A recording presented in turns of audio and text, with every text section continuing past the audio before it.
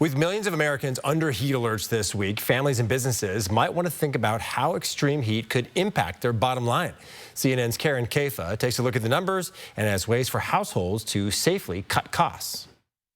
Right now, from the wildfires out west to high temperatures ranging from Iowa to Maine. In addition to health and safety precautions, there is a rising economic toll of these extended heat waves to keep in mind.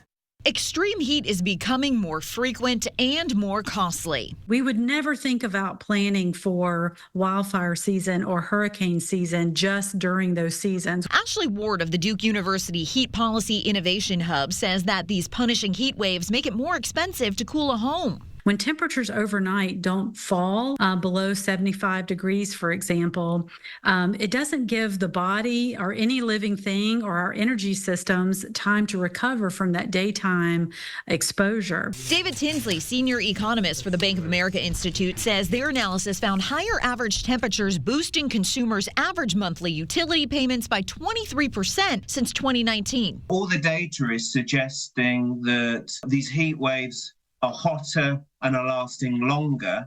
And so when that occurs, people have to turn up their aircon and leave it on longer, and that's adding to cost. There's a burden on businesses, too. In a 2023 report, the U.S. Congress Joint Economic Committee cited data pointing to more than 2.5 billion hours of lost labor across certain sectors like agriculture, construction, and manufacturing. These extremes of heat are really impactful. So it does have a somewhat depressing effect on the overall economy. Extreme heat can also disrupt the airline industry. When air is hot and less dense, planes need less weight or more runway for takeoff. That can lead to bumped passengers or baggage or canceled flights.